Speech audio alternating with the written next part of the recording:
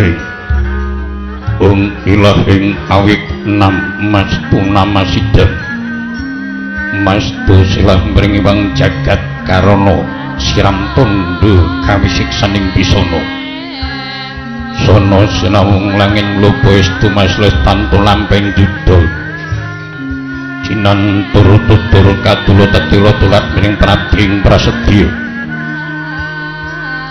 winurusita ngupaya pramestra gitung ing jaman purwa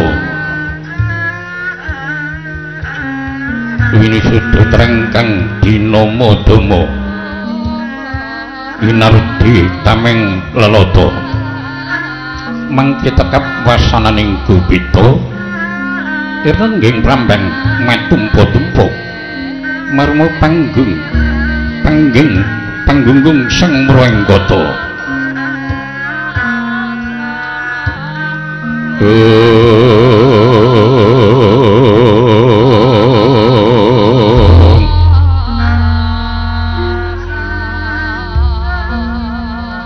ya sirep data pitana nenggih ucapa ingkang kawadi dasa purwa eka wilang sawiji adi yen luwih dasa 10 purwa tembung wiwitan nadyan ngupaya praja sewu tananduk sadosa satus datan langkep kalih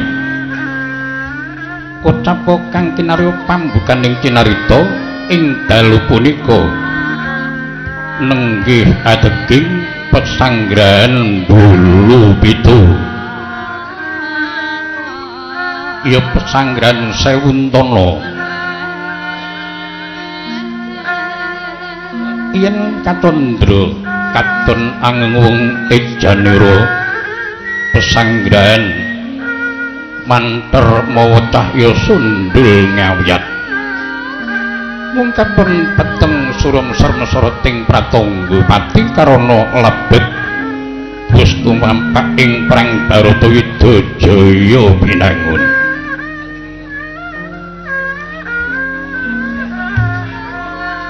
senadyan Nalindra ing Astina jejering ratu nanging kathah abebala raja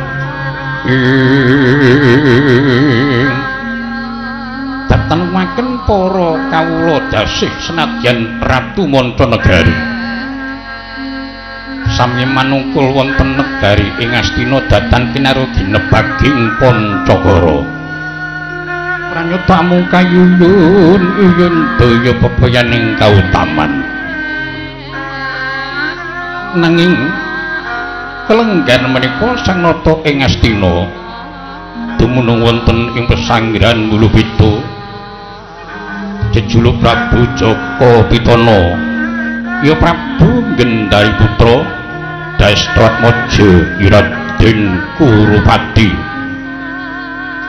ya Prabu Trima Mangsa pinuju hari sajuga tiyang agung lenggah wonten ing Dampar Gading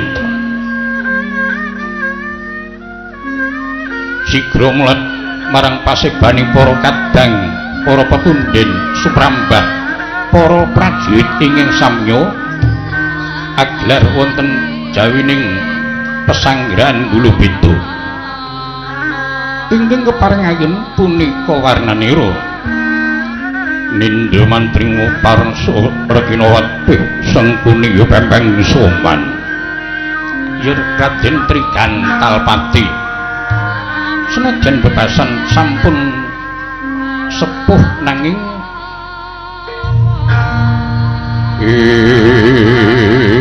tuhuden tresnani dening para kadang yang kawula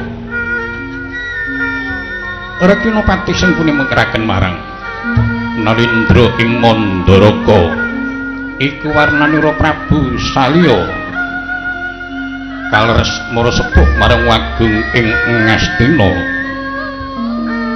bawanira Kang Agung wis dangu datan pinanggih ingkang Rama Prabu Salya kawistara kapangraosing tias sigra denya ngadarani wonten sabeting pesanggrahan Bulu Pitu Prabu Salya ngkeraken marang nujeming para Kurawa ing lenggah wonten prapan ing Sukalima iku warna sang Pandhita Durna ya Danyang Kumbayana. Pandhita kang wis wegik mateng semet dini dasar bontos kawruhe mila datan mugal kalmuntu minangka dadi guruning Pandhawa dalah guruning para Kurawa. Sang Pandhita Durna mengkeraken marang sang Adipati Karna lenggah wonten ing Ngawangga. Punget Wisnu dangu datan nyangking ngroko kawistara kapangra sing tias sigra denya ngacaran lenggah satata.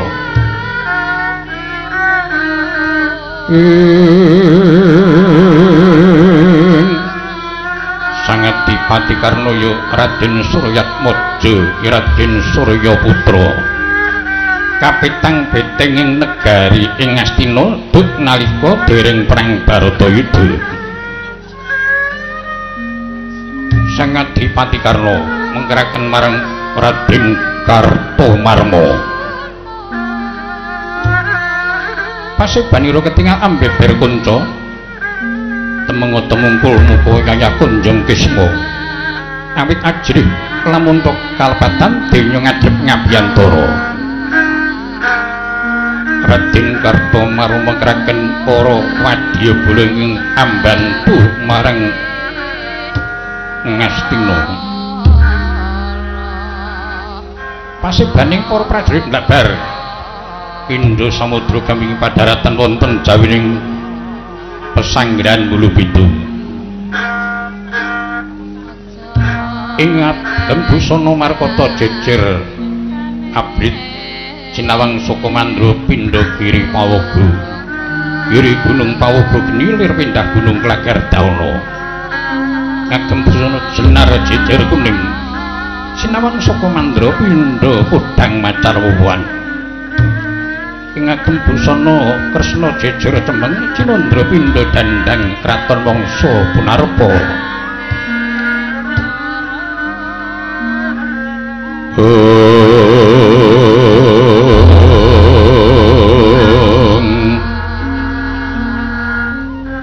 Ingkang ngagem busana wilis jejer ijo Cinandra saka Mandrawa yayah tandur nedeng-nedeng gumadung kawistara ijo raya-raya kawuryan.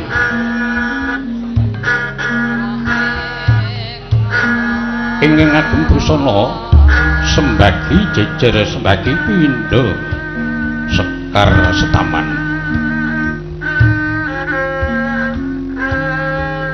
Sirep datan wenten kang sami imbal wacana. Rening mandira datan obah maruta datan wampah.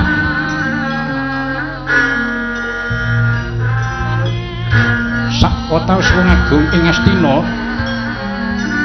ning Kadya Tirta neng Kadya Toya. Kadyarga yen katandra wong agung remu-remu kaya dene sleting sasangka ing katawenganima. Karana menggaliaken parang Baratayuda ingkang ndungkap sedasa dinten. Teka mangkono wong agung wis arsur maindaya.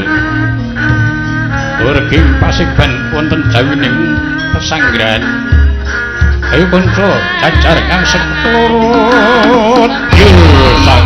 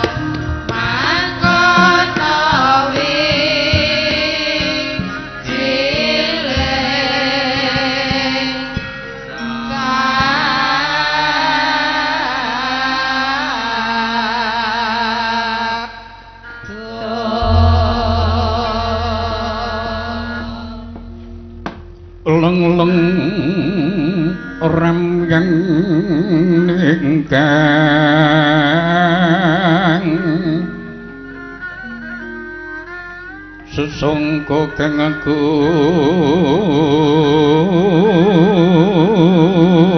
menyar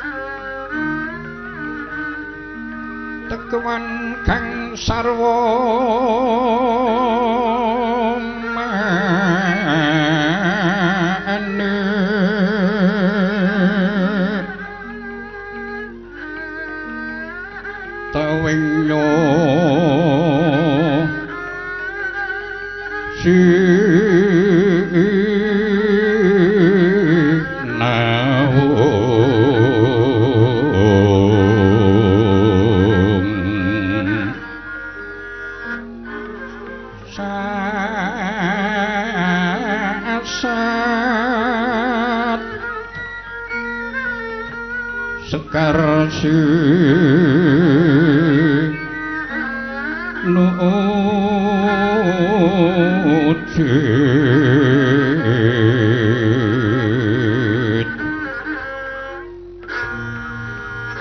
ugi wensang peno ati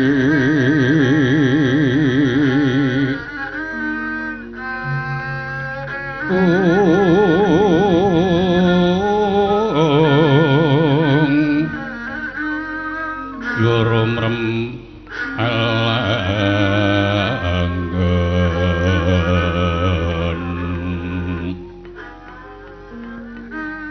lan nata Duryudana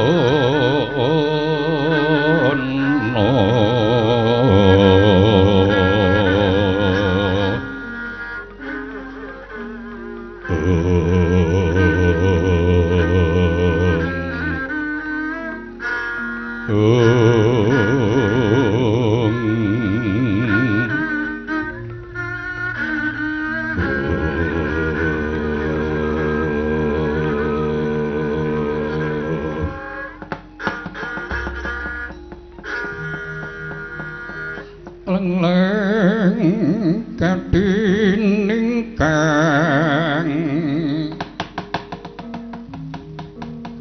awan sobo-sobo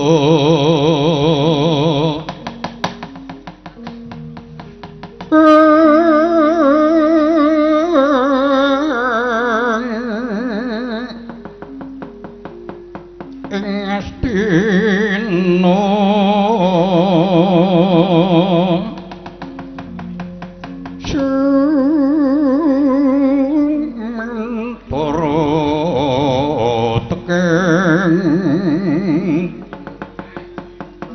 Tegal Gurun Narya Iwa Kresna Gunira Sireng Prasurama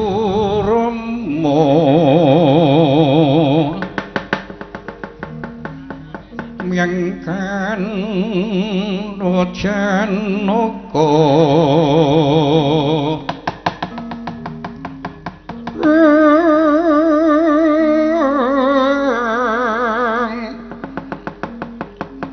tulur narada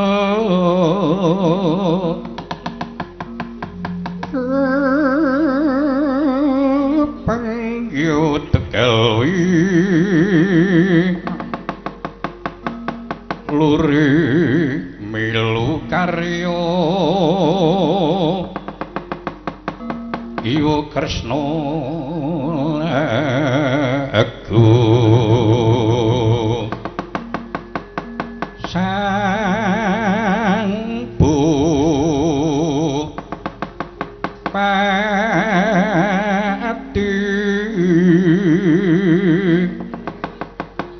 seribu pakti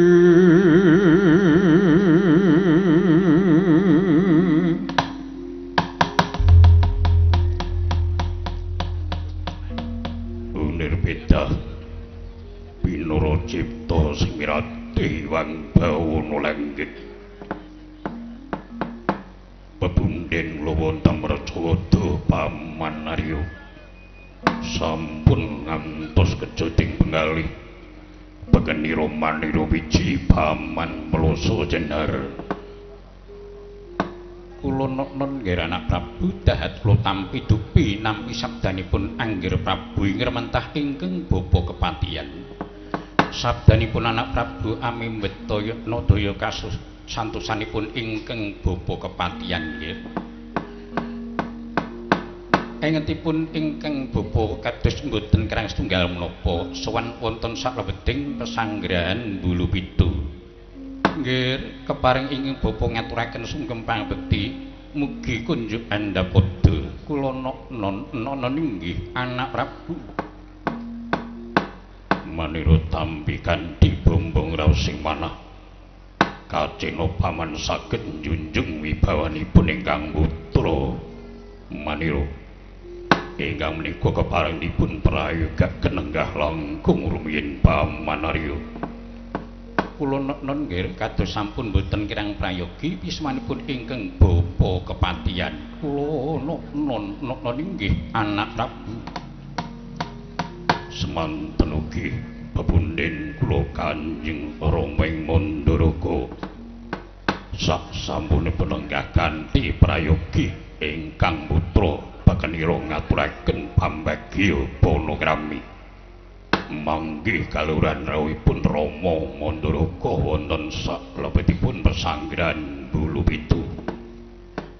Yes tungkur jagat manik raja Diwagu anak Prabu seklangkung katedha kaliwurda sih para martanipun Anggir Prabu rementah ingkang bapa sabdanipun anak Prabu saged ndayanana kasantosanipun ingkang bapa dasat kula mboten sanes pujiastutinipun ingkang bapa nggih tumunten pelatri nampi kanthi suka retnaning penggalih. Inggih kula tampi kanthi bapa ngraos sing manah Rama ing Mandaraga ingkang menika kepareng dipun prayoga kelenggah langkung rumiyin. Inggih anak Prabu kados sampun boten kirang prayogi praptanipun ingkang bapa ing Mandaraga. Semandugi Paman Durna sawetawis rawuh ingkang putra Bakenira ngaturaken pambagya panagrami pamanujum. Oh, ana pleguduk mangar-mangar. Selikur dinaga managa plana lukus salu gembel. Hawala. Kula tapi kanthi Bambang raos sing manah kula nggih. Mboten kadosa sabdanipun anak Prabu minangka dados kekiyatanipun ingkang Bapa Kumbayana. Puja pangestawanipun ingkang Bapa Kewala tumunten badhe nyampi kanthi suka retnane penggalih. Mekaten anak Prabu yoga kula nggih. Dahat kula pundi minangka jimat sih peparingipun Paman Duna Wirmantah ingkang putra Bakenira. Keparengipun prayoga kelenggah langkung rumiyin pamanujum. Nuwun ngestaken dawuh nggih kados sampun prayogi anggen kula ngadhep ngabiyantara.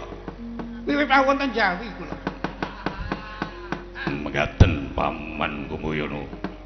Semanten ugi Kang Mas Adipati sawetawis rawuhipun ingkang rayi ngaturaken pambagya panagrami Kang Mas Ngawangga. Yes tunggara jagat manik raja Diwagu. Yai kadangipun pun kakang. Engetipun ingkang ngraka kados mboten kirang setunggal menapa prapta wonten ing pesanggrahan Bulupitu. Puja pangestawanipun ingkang ngraka kewala Kyai tumunten katunampi kanthi sukartaning penggalih Nyai Prabu. Sanget kula pundi minangka jimat sih kadarmanipun Kang Mas Ngawangga. Keparengipun prayoga kelenggah langkung rumiyin. Inggih ngestaken dawuh Yai kados sampun boten kirang prayogi praptanipun ingkang raka. Sumawana Dimas Kartomarma luwih dhisik prayogakna bisawan jeneng para yai.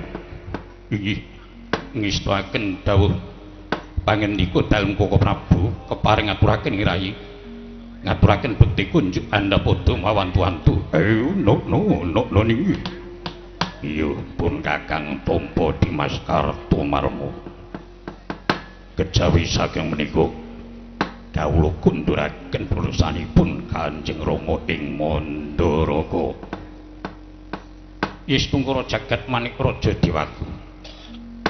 Yoga kula ing dahat kula tresnani anak Prabu. Gragaban raos sing manah ingkang Bapa Dupi midhanget sabdanipun Anggir Prabu yoga kula mantuk. Wonten wigati menapa nggih? Ndadosna kawuningan Rama Mandaraga ingin dadosaken telenging bengalih mboten wonten sanes kelenggar menika sampun tumapak ing perang Baratayuda ndungkap sedasa dinten mlampah ingkang mangka saya kekes wontenipun pesanggrahan ing Bulupitu karana nalika dinten kapengker nembe sedanipun Kanjeng Eyang Resi Wara Bisma ingkang gugur wonten paprangan Kanjeng Rama Prabu. Inggih lajeng keparingipun kados pundi? Dinismunipun Radi Kuciwa ing penggalih nggih.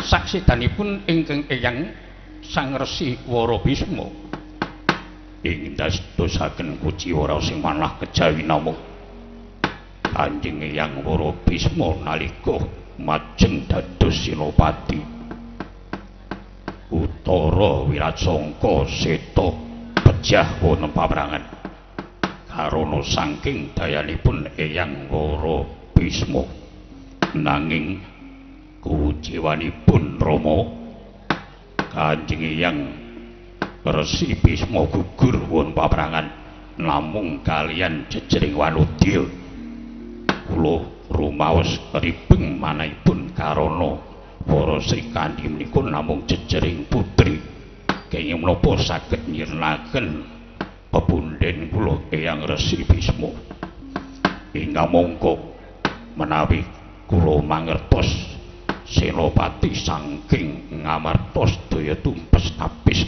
seta Utara Wiratsangka jar menika kegiatanipun para kadang Pandhawa sampun gugur menapa sebabipun Eyang Resi Bisma namung sedanipun kaliyan putripun para Srikandi. Aduh ndadosna kawuningan nggih Yayi Prabu perkawis sedanipun ingkang Eyang Resi Bisma menika karana saking Wara Srikandi menika mboten perlu dipun penggalih raos sing manah menapa kinten-kinten Pandhawa menika ngeculaken dom sumebing tirta laku sandi saged numpes pepunden kula Eyang Resi Bisma sampun menggalih mekaten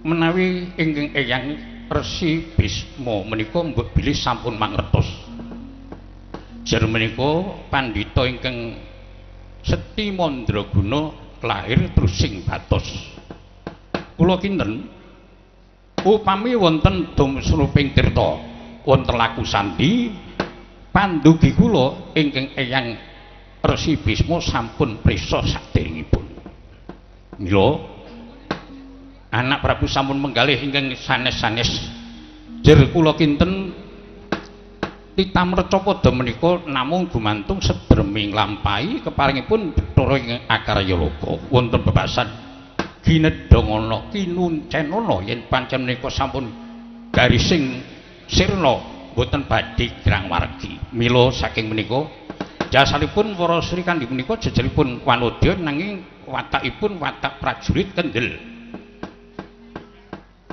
Mila saking menika kula gadah wawasan bilih Eyang Wara Bisma menika nggenipun seda sampun mangertos saderengipun winarah kedah saking tanganipun pun Wara Srikandi mengkaten anak Prabu yen dipun penggalih kanthi lebet kula menika malah kecalan ageng-agengan ingkang rayipun Rukmarata menika kula gadang-gadang benjing dados ratu ing Mandaraka ewa semanten malah pejah wonten paprangan ingkang tanpa labet karana dipun titih gada dening Seta nalika semanten manjing ing yudha nanging kula pitados panguwasaning Bathara ing Akarya Loka pancen menika sampun pinesti telas tulusipun yoga kula ingkang rayi Rukmarata mila saking menika anak Prabu sampun menggalih ing sanes-sanes utawi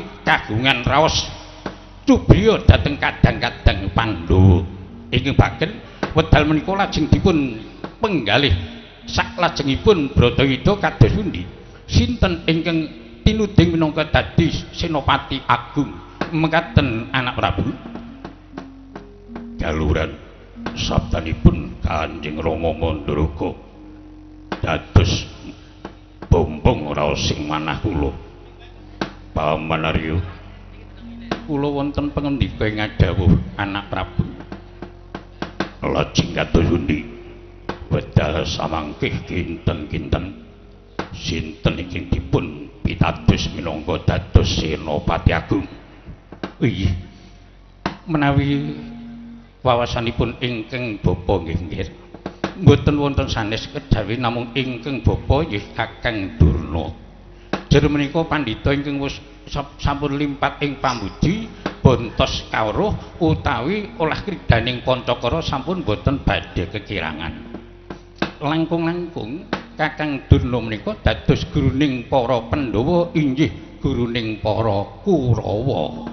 Kula kinten upami menika mangke dados Senopati Agung menika Kakang Durna panginten kula para Pandhawa sampun boten badhe gadah pengajeng-ajeng yen badhe unggul tentu kawon.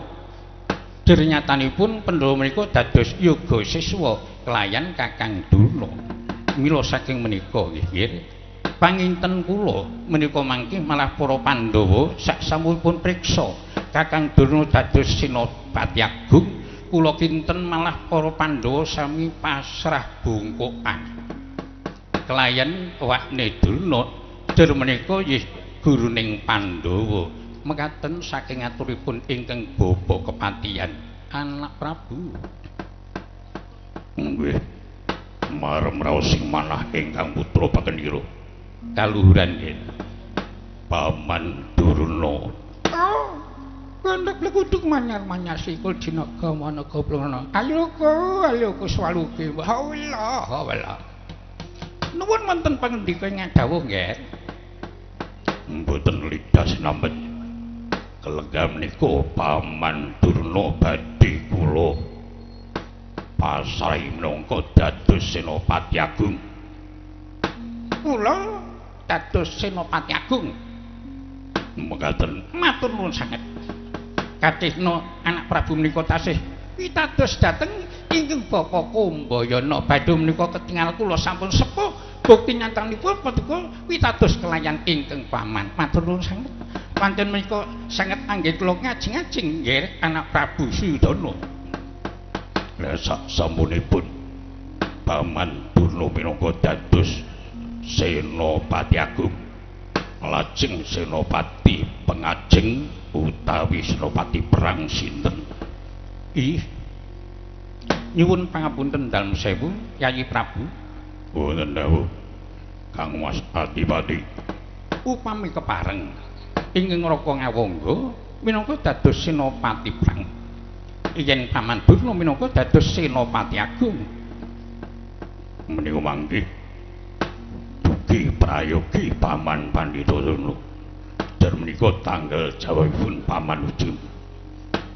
Angger Adipati Krena. Inggih wonten dawuh ingkang pangendika Paman. Menika sampun perang Baratayuda, perang mawi tatanan.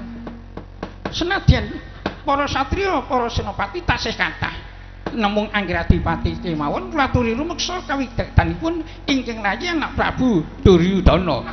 Mekaten nggih Angger Karna. Inggih ngestakaken dawuh pangendikanipun Paman Kumbayana. Namung kula suwun kanthi sanget anak Prabu klaturi pasrah dhateng ingkang Rama Kaka Prabu Mandaraka supados menika mangke ngawat-awati ingkang bapa minangka dados Senopati Agung. Ih, kaluhuran Paman Kumbayana. Sidhem jroning pasewakan nyatatan kang samya nyadu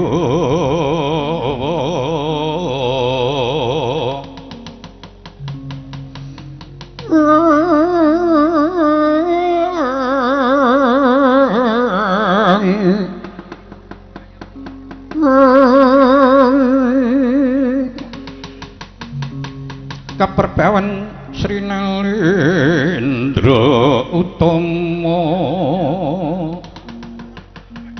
mangun-maun kaunengan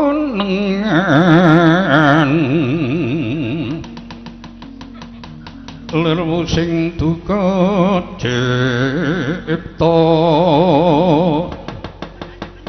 berbudi mandana raras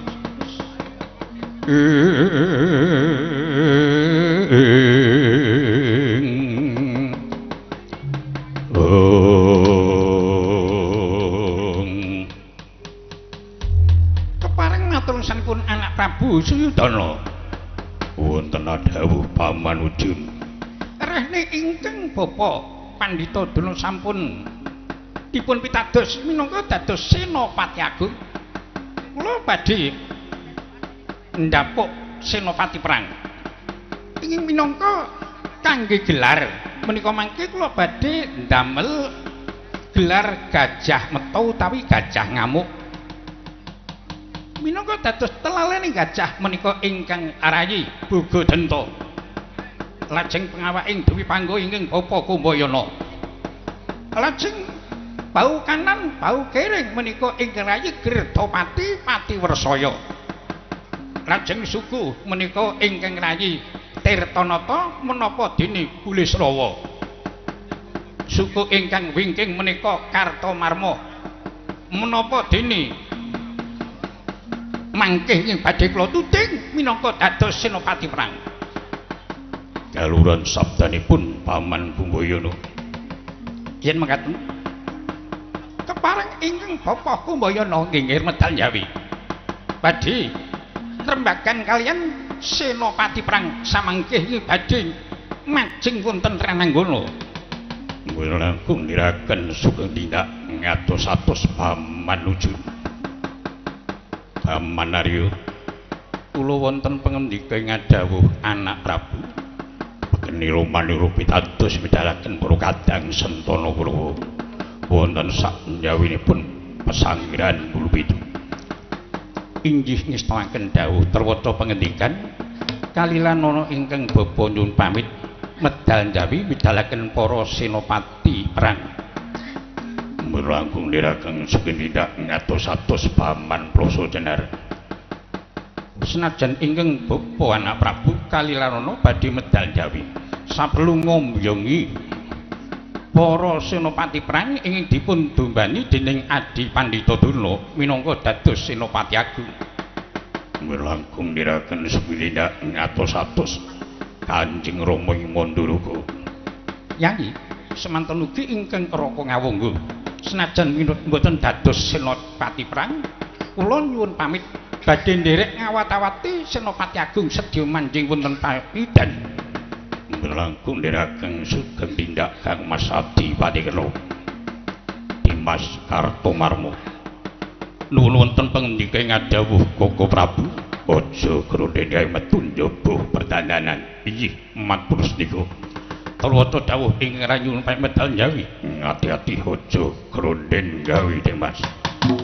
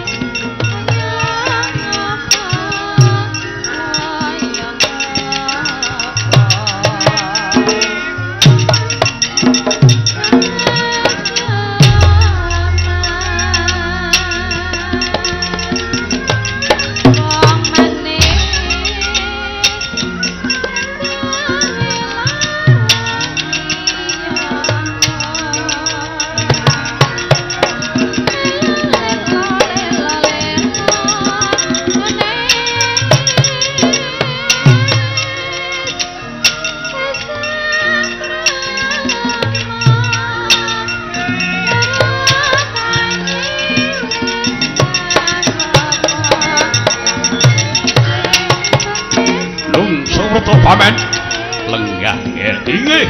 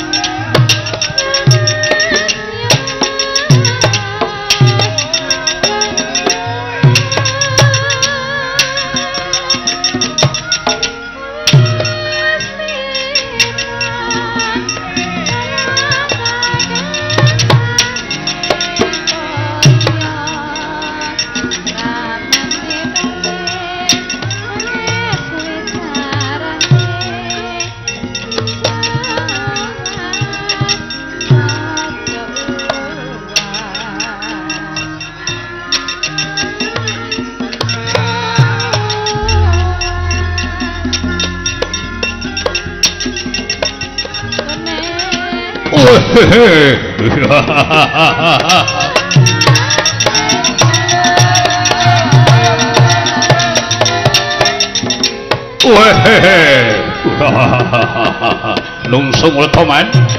Halo Papu, halo Papu, halo Papu. Tingguh nggih.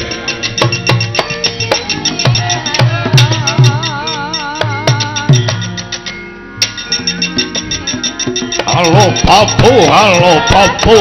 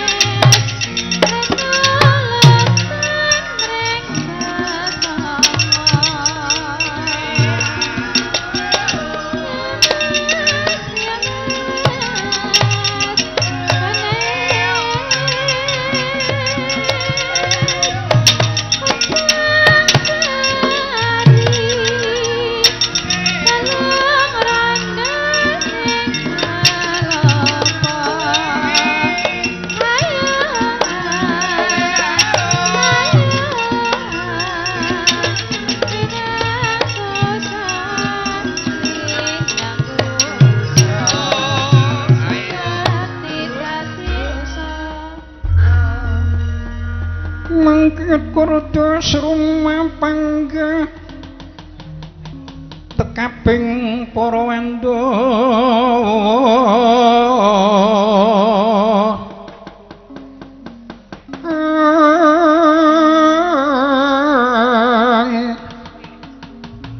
sumahaping paparisan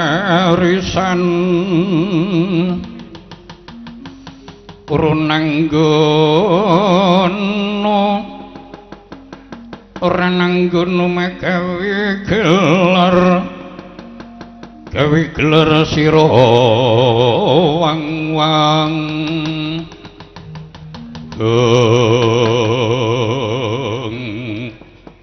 Dewi jagat dewa Bathara Paman Narya ingkang putra Turi Laya Bagadendra nungsung rasa paman ingkang putra Gardapati nyadong dawuh ingkang putra Warsaya nyadong dawuh man iya man ingkang putra Bulisra nungsung rasa paman Paman Narya ingkang putra Tirtanata nyadong dawuh nadyan ingkang putra Kartomarma nungsung rasa paman badhe ngajeng nderek sipa wonten pengkeran dadi duni dungkap anggen kula nampi mila nyadong dawuh Paman Narya.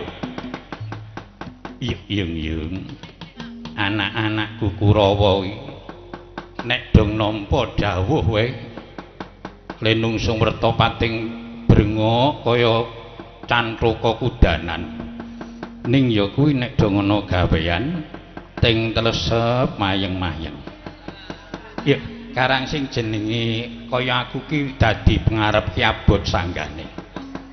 Bocah akeh 100 lap cacahe durung prajurite. Iya. Monggo ya neka-neka tegese iki werna-werna solah tingkahe solah bawane. Saya kae Bule Srawa kae. Nek muni nungsung werta serune ora jamak. Ning nek kon gerong klingking-klingking ora wani seru. Nek donang kendaraane gentolong kae. Serune ora jamak. Saya kae Kartomarma kae. Senengane iki anggere oleh amplop dilingi-lingi sikik. Kira-kira mengko ora kaya wingi to glendengan bae. Ya karang sing jenenge bocah akeh, aku dadi pengarep kudu sing sabar. Ana bebasan dodo jembar. Usus kali weteng segara. Nek sing ora apa ora apik meneh ki Cektrasi ae. Kaya yo-yo ngono ae. Nek saka omah iki tata-tata mempeng kae ning ku anggere wis perang pisan ngono to gledak. Ora ana gunane paling-paling yuk ngenteni kancane kae. Biasane ngono kuwi wong cah akeh ki ya werna-werna. Mengko tonggir anakku lanang Boga Denta. Wonten paring dawuh paman. Apa meneh anakku lanang nggir Bule Srawa. Lho aduh piye. Wala-wala kuwato. Iki bocah apa iki? Aming muni kuloman kok nganti piyai sak teratak kaget kabeh. Ritiman mari nek pun mati. Dandang sumyang ampun malih niki wonten panggihan para kadang senajan wonten nggih manten kula nek nyuwara nggih ngeten iki. Ya sekarmu ora iso tak kandhani, mboten saged.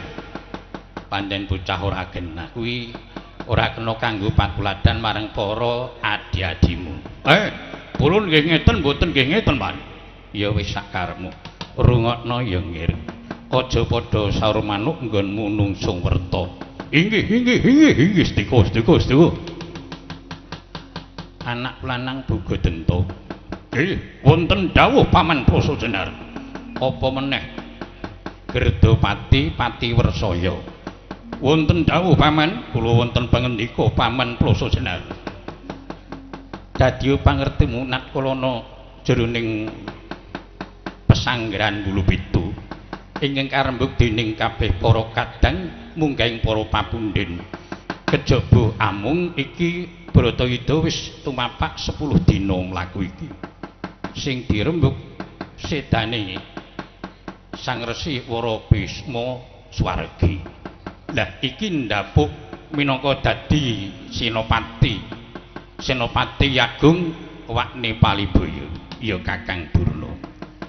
Lah perkara mengko anggone nata babagan Senopati perang kuwi gumantung ana astane Wakne Palibaya. Inggih. Mugi-mugi kula menika mangke dipun patah minangka dados Senopati perang. Ngaten paman. Lah iya, mengko gampang. Mangke to Wakne Durna. Kula wonten paring pangendika Adi Arya. Rene menika sedaya para Kurawa sampun makempal. Langkung-langkung anak kula Boga Denta menapa dene Gerdapati Patiwersaya sampun ngabiyantara. Gumantung panjenengan monggo kados pundi anggenipun mrenata barising perang. Oh, nggih ngestakaken dawuh Adi Arya. Mangke to Angger Prabu Boga Denta. Wonten pangendika ingkang dawuh paman Kumbayana. Apa dene anakku Gerdapati Patiwersaya? Wonten dawuh, kula wonten pangendika ingkang dawuh paman Durna. Menika mekaten nggih, Nger. Rene ingkang Bapak Kumbayana dipun pitaya minangka dados Senopati Agung. Menika gelar badhe kula damel dirada meta utawi gajah ngamuk. Ingkang Bapak Durna minangka dados awaking gajah. Angger Prabu Boga Denta minangka dados telalening gajah cucuking ajurut. Sagah menapa mboten anak Prabu? Sagah paman. Pancen kula anta-anta kula ajing-ajing benjing menapa kula minangka dados Senopati perang karana kula ngantos dumugi sabrang pisah kelayan kadang Astina menika kanthi Werkudara menapa dene Janaka ingkang damel kula ical saking Ngastina. Mila kula badhe malas ngudi tuwuh lara wirang. Mboten terima, mboten lega yen dereng saged njuwing-njuwing Janaka dalah Werkudara. Nah, niki mangke gampil-gampil. Banjur kowe anakku loro, Girdapati Pati Ursaya minangka dadi bebauning gajah. Islika. Tirtanata apa dene Kartamarwa minangka dadi sikile gajah ingkang mburi. Iyi ngestaken dawuh Paman Duna. Islika pamanku Mbayana. Mila saking menika samangantos ajrih ing rekaos Anggir Prabu Bagadanta. Kula aturi jampangi lampahipun ingkang Bapak Dasat kula mugi menika mangke saged ngiringaken para kadang Pandhawa. Iyi ngestaken dawuh upami menika mangke kula badhe ngrekaken wadyabala saking negari Turilaya menapa Paman Durna kepareng. Oh, malah kepasang yoga sanget. Kepasang yoga. Tegesipun kleresan.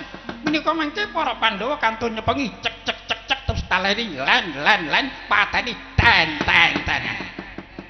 Istrika dawuh pamanku Bayana. Sampun cekap Adarya? Inggih, matur nuwun Wakne Palibaya. Kabeh anak-anakku Kurawa. Apa meneh para prajurit. Glo. Aja nganti padha sarumanuk. Yen nggugu aku, kowe siaga gegaman. Tumbak sing abang do diwarangi. Bedhil sing buntu padha dikoroki. Istika. Yen ganti landian tumbak golek kayu wali kukun yen ora ana kayu janglot ya cukup. Sabab mengko nek ana tumapak ing gawe mungsuh marang prajurit saka ing Ngamarta kudu tumandang karya. Nganti tumbake putung landiane kena nggo nyambung perang. Iki stika. Lan kabeh wae sing padha prayitna. Mengko bendhe pisan tengara mlumpuk, kaping pindho tengara dandan, kaping telu tengara mangkat. Iki stika. Wis padha saguh. Iki sagah. Lah nek saguh sing prayitna ngati-ati. Aja nganti kerunden gawe. Nek tumbak kuwi ngadeg siji ya ngadeg kabeh. Yen rubuh siji ya rubuh kabeh. Aja nganti mengkono sing tumbake ngadeg ana sing rubuh ndak nyocok kancane dadi gawe. Inggih. Ening iki tumbakku ngadeg iki kepiye? Ayo becike kanca kabeh iki tumbake dideke aja ana sing rubuh, aja ana sing ngadeg ndak mungkin nyocok kancane. Istika. Bendi pisan tengara mlumpuk, ping pindho tengara dandan, ping telu tengara budal. Mung jir tret mung jir tret dul. Sapa kuwi prajurit kok sembrono? Sumrating prajurit ora kena kanggo gawe lagu gendulak-gendulik. Ndak ora becik kedadeane. Nyuwun ngapunten Ndara Patih niku senes kula. Lah sapa? Sederek bakul plembungan. Nawakaken daganganipun lajeng ginakaken sumprit. Nek dodol kon ngalih ndak kepenyak prajurit. Ayo, kowe nek dodol ora nang kono kok ndak kepidah. Nggih engko to diwangi ngangkat keranjang niki. Wis kowe iki wong prajurit kok ngewangi ngangkat keranjang kowe iki. Mungkir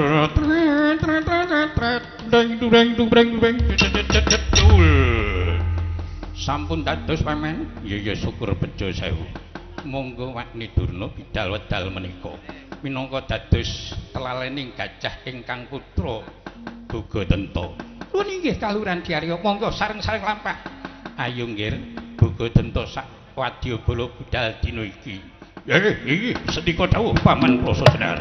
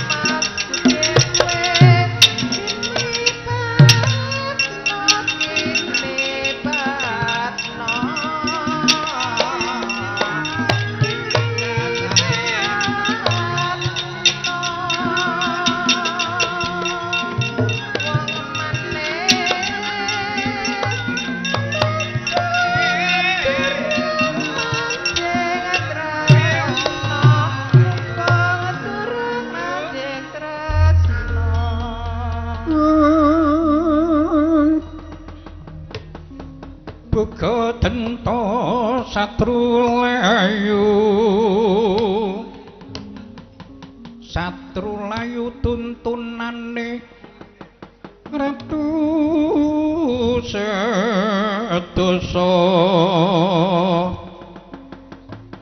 titiane Dwi Pangga murdaning kung tinuntun Dewi murdaning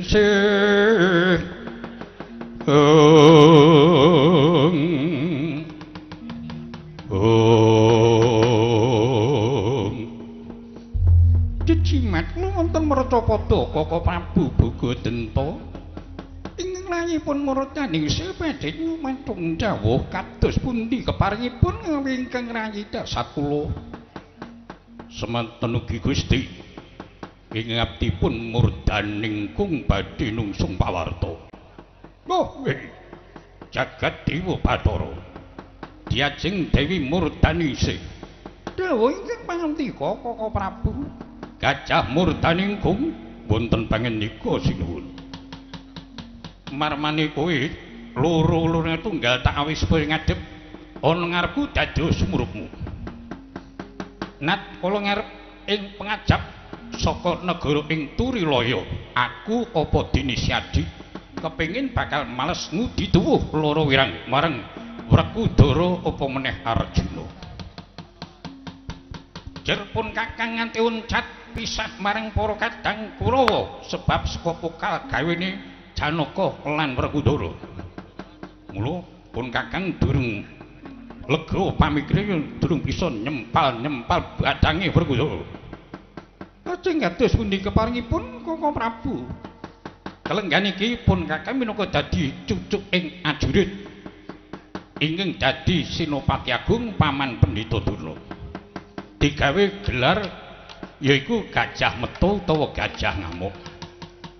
Pengawak ing Gajah Paman Kumbayana pun Kakang minangka dadi telalining gajah ya dadi percawan ngarep. Sabanjure sikil kiwa tengen niku kadangku dhewe Gerdopati Patiwrsaya. Sikil kang ana mburi Tirtanata apa meneh Bulisrawa lan sapa kang tinuding dening Paman Kumbayana. Nuwun inggih ngestakaken dawuh. Sampun kuwatos Koko Prabu bilih wonten tepuk ing damel ing samangke mboten perlu panjenengan kagungan rasa nggurungi. Cekap ingkang rayi sedya bantu dhateng Kanjeng Koko Prabu Bogodenta. Adhiku Murdaning sih mengkono. Murdaninggung wonten pangandika ing dawuh Gusti. Dina iki aku njaluk tulung. Rene aku arep maju nang paprangan. Kowe minangka dadi titi aku. Mongso borong anggonmu bakal menata. Langgonmu bakal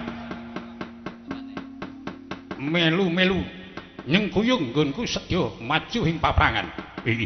Yen to tetelu ngaten mboten perlu ngupuk koncanipun Paduka cekap ingkang abdi Murdaninggung sagah badhe banjel mbantu Paduka ingkang sinuwun. Syukur bejo sewu. Ayo budal dina iki aku nitih gegirmu. Kawula diraken sinuwun.